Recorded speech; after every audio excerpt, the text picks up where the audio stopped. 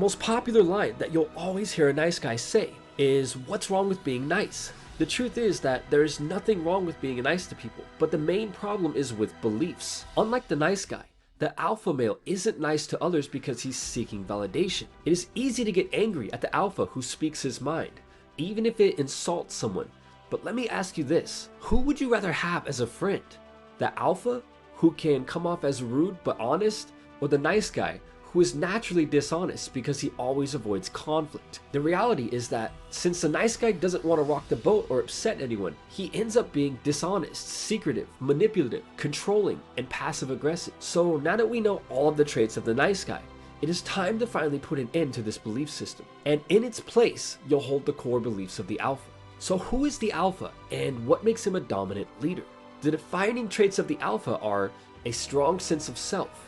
Through experience, the alpha has discovered who he really is, and he has no problem accepting his flaws. The second trait of the alpha is integrity, and integrity is simply doing what is right, even if it's not what's expected by society or loved ones. The third defining trait of the alpha is making sure that his needs are met above anyone else. Rather than give all the time, the alpha always makes sure that his needs are met, and then he caters to the needs of others. A basic example of this is taking time for yourself to improve your career or some other aspect of your life. The fourth trait of the alpha is being a leader and providing for people that he cares about.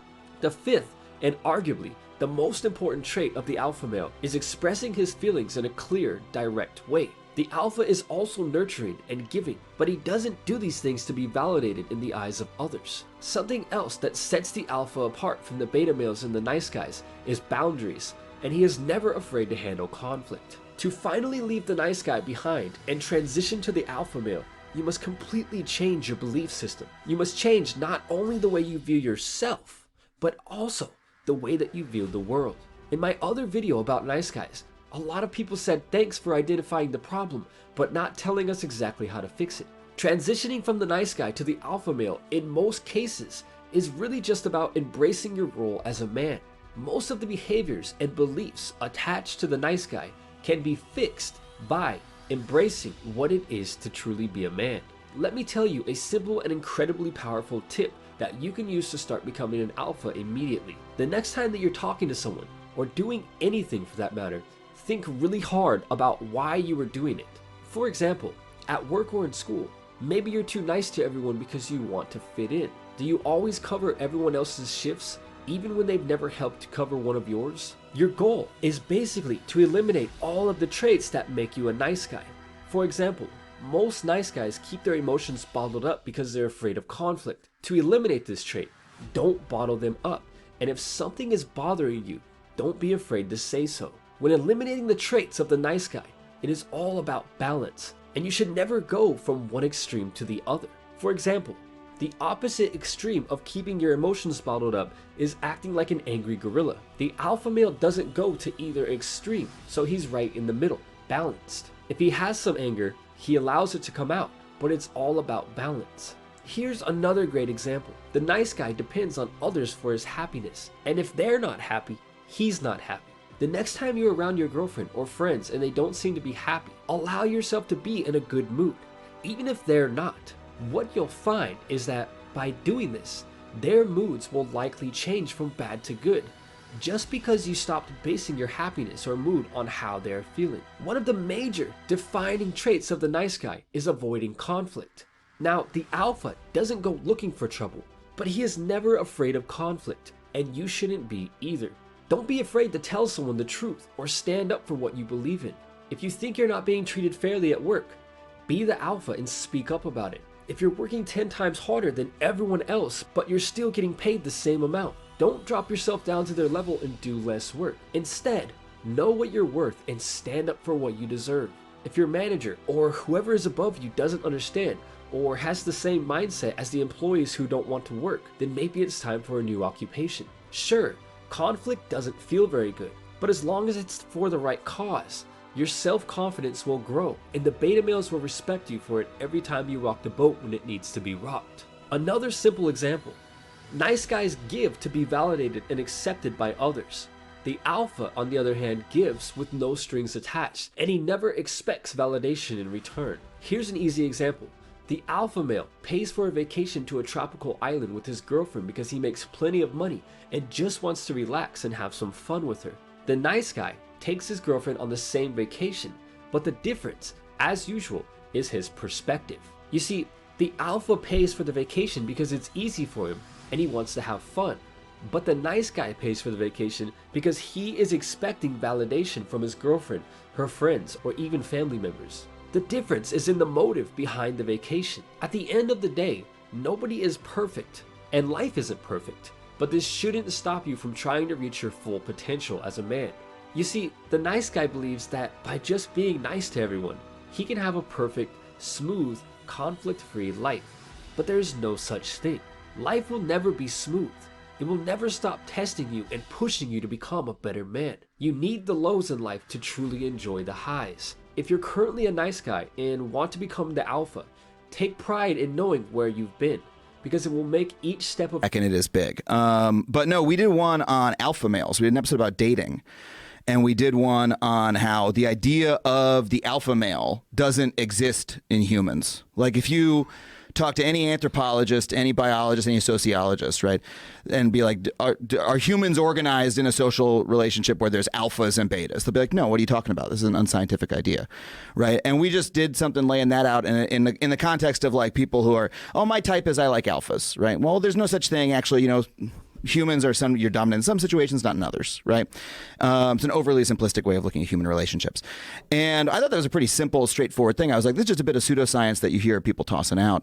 And people went ballistic on the internet because people have sort of like built a edifice of ideology in their minds about like, there's alphas, there's betas. I'm an alpha. This is what an alpha's like. This is what a beta's like. You know, well, let's take away the words. Yeah, they're clearly men who are more aggressive and athletic and dominant and more confident, and then men who are introverted and shy and more nervous and anxious. And there's a scale in some situations, you know, social situations. Yeah, and that's what we're talking about, right? In social, well, yeah, but your social situation could change based on what situation you're in. You know what I mean? They could, but like an athletic, confident male is always going to be an athletic, confident male, and an introverted, anxious male who has problems with social anxiety is going to be the same. That's who that person is. I don't think so necessarily. But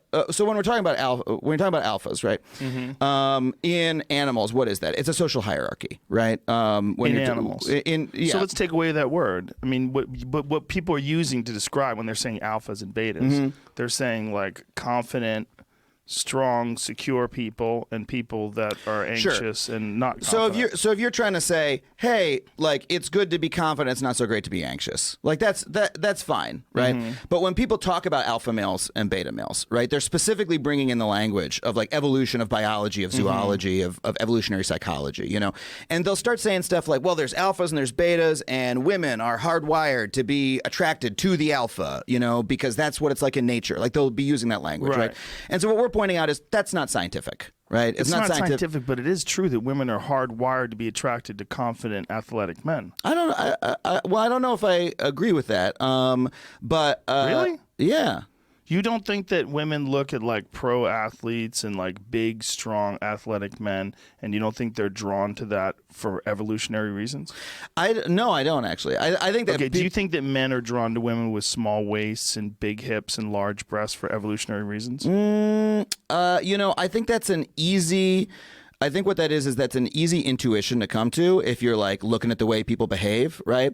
But one of the things about evolutionary psychology is it's the most common mistake to look at the way that people do behave and say the reason we behave that way is because evolution says that's the best way, right? That's their argument. For instance, I'll give you an example. That's the argument arguments like that were used, for instance, to justify slavery, right? That like, oh, because you know whites and blacks have this hierarchical relationship in American society, that's the way it was intended. That's how nature intended it to be, right?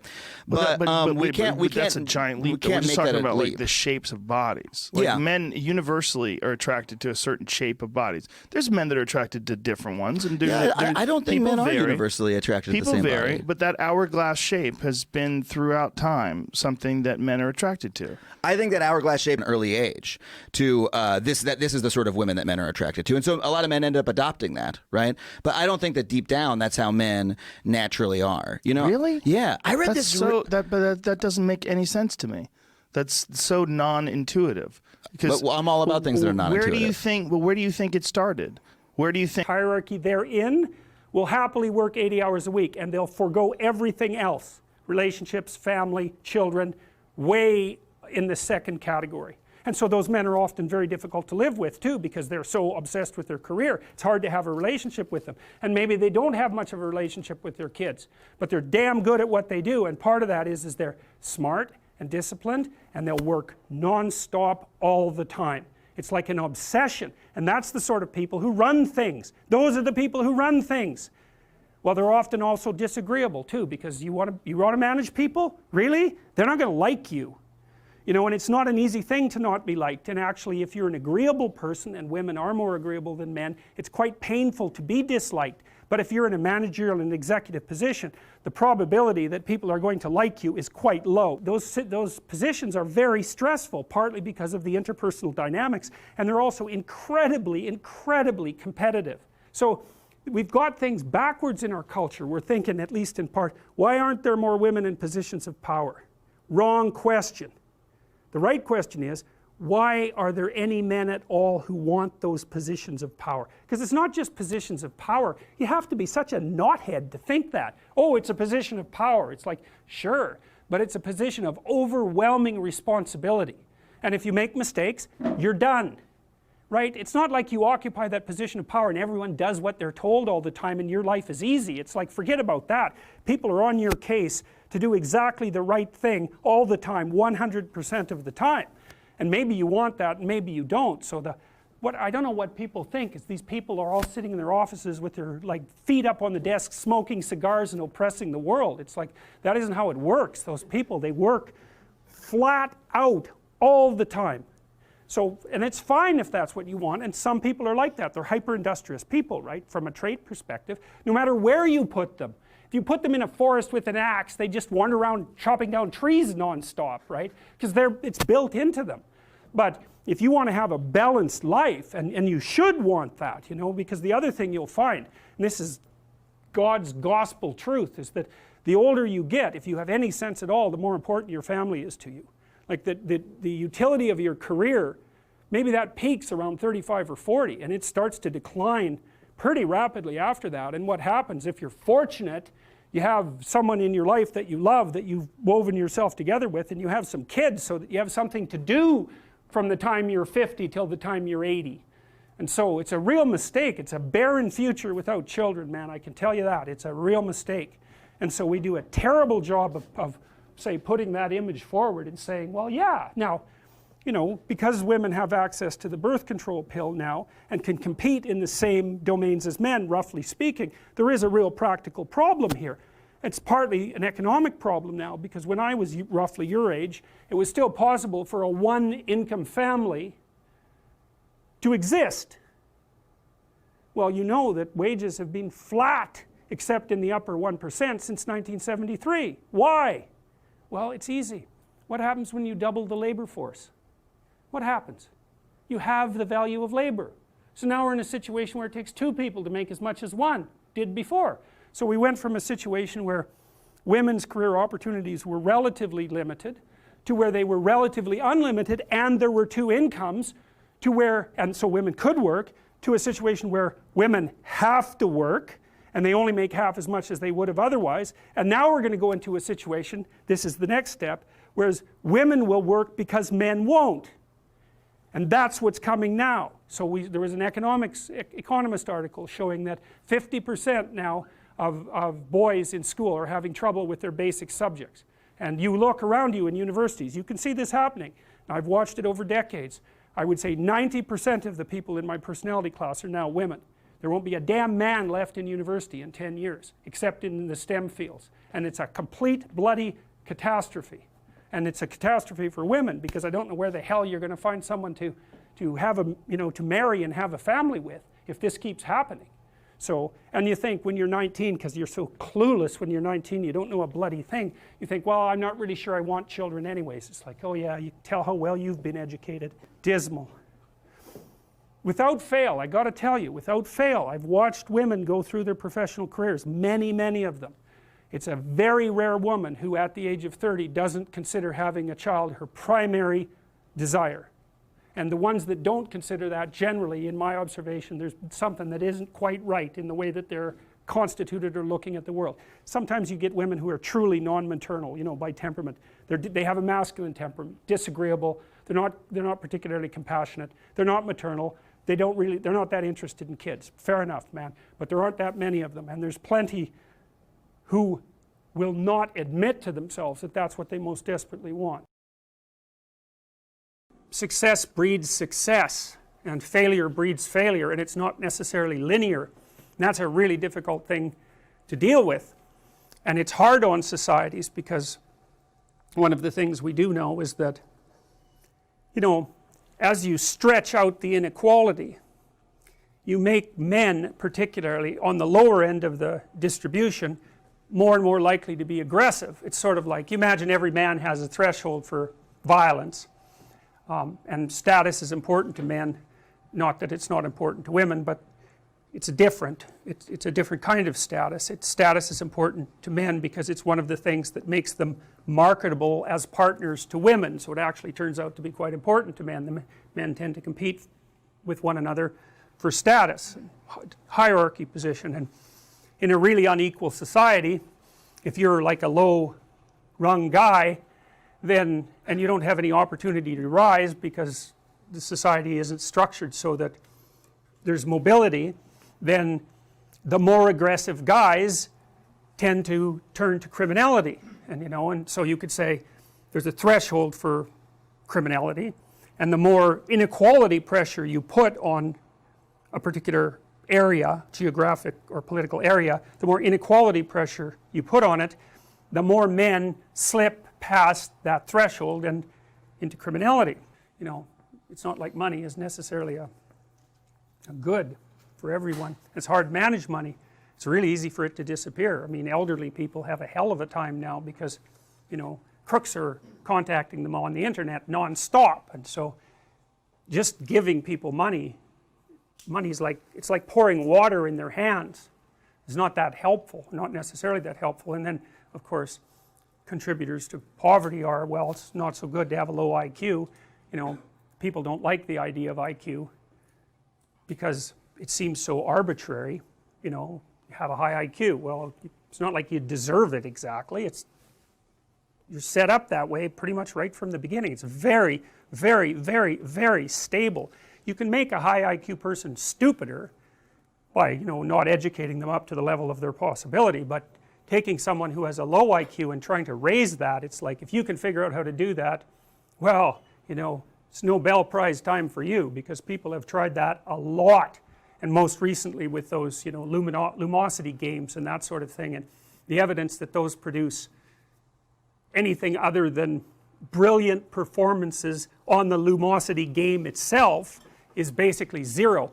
My dad used to take the dog for a walk, and then the cat got lonesome, and so it started to follow him, and first of all it would just go along the buildings, the houses on their route, you know, hiding really from predators. And after a while I got kind of comfortable with that, and then it would follow right behind the dog, but it had a border, and if my dad took the dog over one street too many for the cat would just sit on the corner and you know, cry like a cat cries. It was like, that's it for me, man. I'm not going any farther out into the unknown.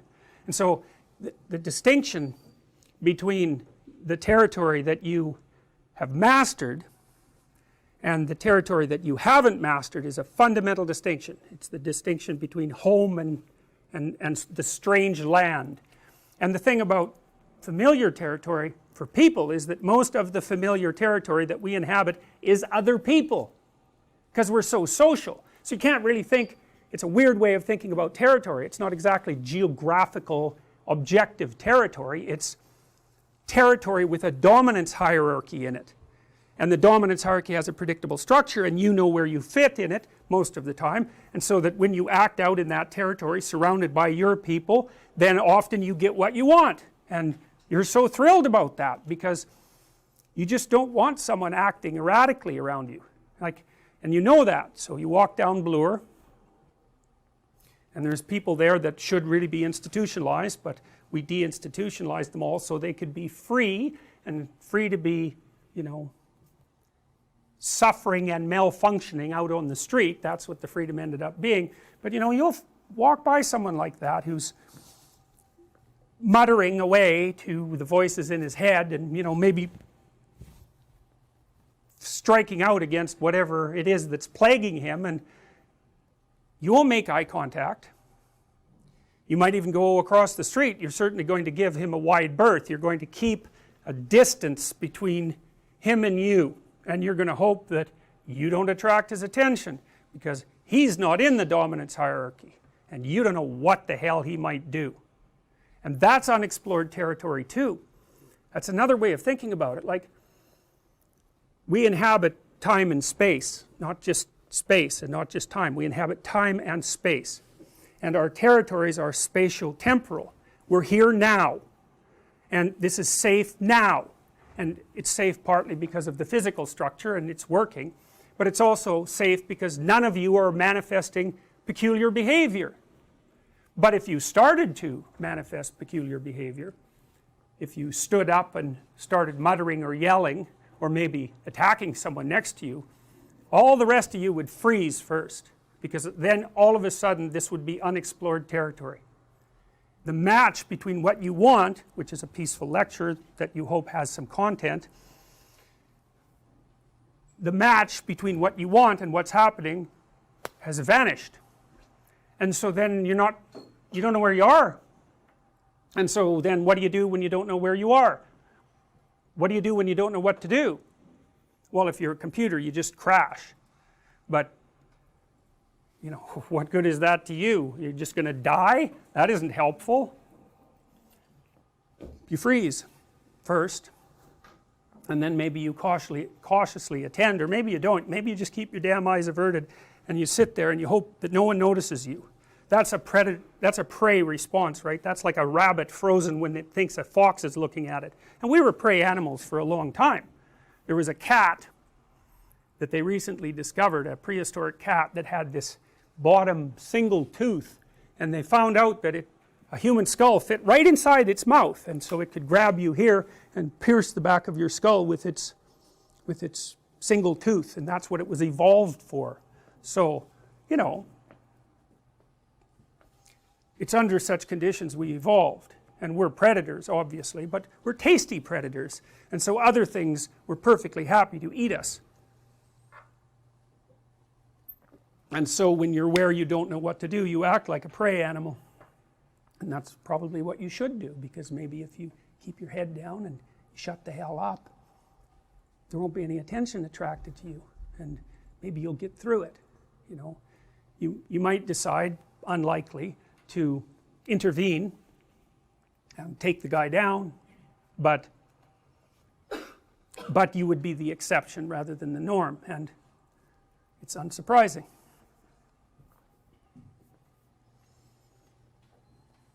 Okay, so what I came to understand was that belief systems regulated emotions, but not exactly psychologically. Like, it isn't exactly, and this is sort of like the terror management theories, it's not exactly like you have a theory in your head and the theory explains the world, and because the theory explains the world, the theory is what's making you secure. It's kind of like that. It's like you have a theory in your head, and the theory makes you feel secure because it explains the world, but the reason it explains the world is because other people have the same theory in their head, and then when you both act out the theory, you both get what you want. And it's the coming together of the theory and the outcome that makes you, it's life. Not only does it stop you from being anxious and often make you happy because you get what you want, but it's not just psychological, you know, the fact that we do this, that we cooperate within our societies, we match our belief systems and then act them out, that's the predicate for a productive society. So it's actually, it isn't just that it saves you from death anxiety like the terror management theorists have it, it saves you from death. And that's good. I mean, being protected from death anxiety, yeah, good, that's great too, man. But actually not dying, that's sort of the fundamental thing that you're after. And so people have reason to defend their territory, if you think of territory that way, as you think about it as a domain where the fundamental presuppositions of each citizen are matched by the behavior of their co-citizens. They have every reason to defend that. And if it falls apart, it can have mortally serious consequences. It's chaos, you know, and that chaos doesn't just destabilize everybody psychologically, it destabilizes everything. It can destabilize the currency, it can destabilize the industrial economy, the lights can go off. It's like, it's not good. So, hey, no wonder people protect it.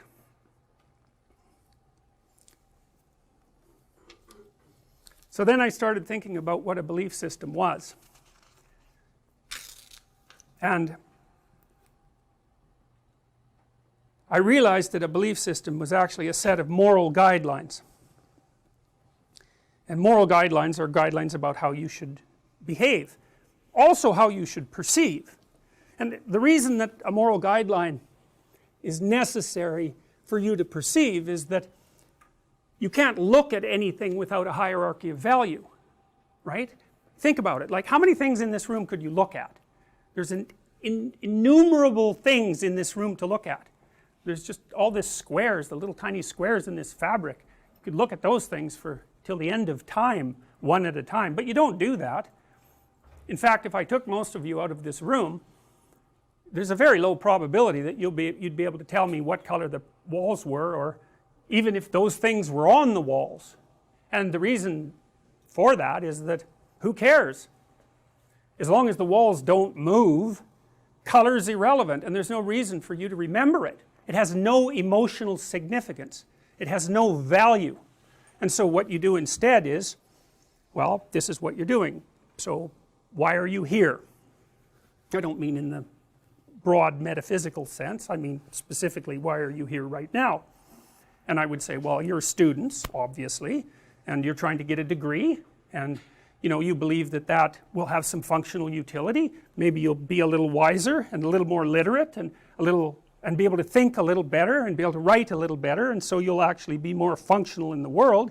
That would be good, you know, and maybe you're interested. But anyways, you're in this particular lecture so that you can take this particular class, so that you can get a particular kind of degree, so that you can launch your life. And then in your life you're probably going to meet someone that you have a long-term relationship with, and you're going to have children, and you're going to partake in this society, and that's why you're here. All of those reasons simultaneously is why you're here. And so then that helps you decide what to look at. And so what you look at is, at the moment, or listen to, is me, because in principle I'm the gateway to that set of accomplishments at this moment. And so you focus on me, and that's because you value that. And so what that means is you can't even look at the world without a value structure. You know, it's chaos if everything is equally unimportant, or if everything is equally important. You know, I worked for a UN committee at one point, and the UN committee had like 100 proposals for how the world could be improved, but there was no order to them. It's like, it wasn't, you know, this was more important than this. It's like, well, that's the end of that. You know, you got to start with something, and so that means you have to make something more important than other things, obviously, in your life. If everything's of equal importance, then you're paralyzed.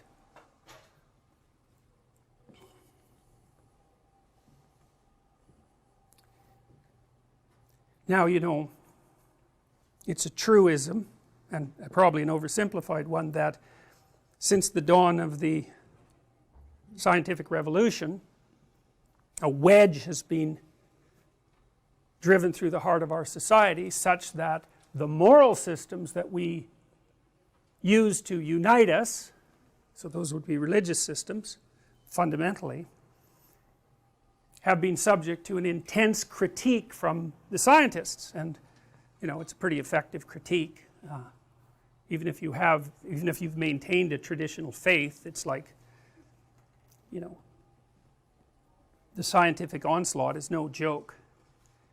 And that's a problem as far as I can tell, because, and the problem is that you're still left with the problem of how you should act. The more disruption, the more destabilized you're going to be, which is why if someone tells you that you're going to perish painfully in 3 months, it's like, that's a bad one. You're really in an unexpected territory there. Nothing that you assumed that was real, roughly speaking, in the world is real anymore. We like to watch people in their normal life blindsided by something, experiencing this interregnum of chaos where they explore and gather new information and retool their character or retool the world, because either of those would work as a solution, and then come out the other side and things are better than they were to begin with, or at least as good. But better is better. That's a happy ending, right? That's a happy ending. That's a comedy, technically speaking. And so what you want your life to be a comedy. Not that it's supposed to be funny, because comedy doesn't have to be funny, technically speaking. It's just the opposite of tragedy. Tragedy is when you're going along pretty well and you get blindsided, and that's that. And you know, that can certainly happen. It happens to people all the time. But it's a comedy you want. Out there in no man's land, out there in potential, there's threat and like mortal threat. But there's also endless opportunity and riches and wealth and the possibility of attracting someone and all of that. And so, well, the dragon, you can't just be afraid of it. You just stay in your burrow the whole time. And lots of animals more or less do that. You know, especially the nocturnal ones, they just hide away. But that isn't what human beings are like, because we're not only prey animals, right? We're also predators. And then, of course, we're crazy. We're absolutely insane chimpanzees, right? We're crazy. And so we're always out there mucking about with things, and with our, you know, fingers and our thumbs, and taking the world apart and putting it back together, and we're crazily exploratory and troublemaking. And so we don't just run from dragons, we go hunt them down. And so there's a story here. There's the oldest story that mankind knows, and literally it is the oldest story that we know, is this story. And the story basically is, there's a bounded space, a walled garden, a walled city, you know, and all the original cities were walled, because if they weren't, barbarians would swoop in and they'd just steal all your stuff. And so, you know, that was kind of pointless. So, you know, you wanted to have some major league walls surrounding your territory, and so that's inhabited space, and inside that is your little dominance hierarchy. And so all you primates knew exactly who was who inside that space, so you didn't have to fight with each other, and you could predict each other's behavior because you believed the same things and saw the world roughly the same way and acted the same way, and so you were sort of secure. But then the problem is that that can always be breached. There's always something outside of it that's a danger, and so that's signified by this little creature here, this dragon. And that twirl in its tail is very common among dragons. It's actually a symbol, because imagistic languages, imagistic symbols have an ancient language, and it's referring to something that's basically eternal. And see, it lives down here in this cave, because it's an underground thing. Now, caves are dark, man. I don't know if you've ever been in one, but like, they're dark, and they're really dark. And so not only is there whatever there is in the cave, and you don't know what the hell's in the cave, there's whatever you imagine might be in the cave. And so when you're in that cave and you're alone, you're confronting the devils and demons and monsters of your own imagination, you know. And so then you have a chance to perhaps deal with that and overcome it, and that's perhaps part of the initiation ceremony, you know, and that's part of growing up, because you have to learn how to face the things that terrify and upset you, and recast them and put them back together. We talked a little bit about this idea of the pre-cosmogonic chaos that Iliad refers to, and that's the stuff out of which order is produced at the beginning of time, and it's also the stuff out of which you constantly reproduce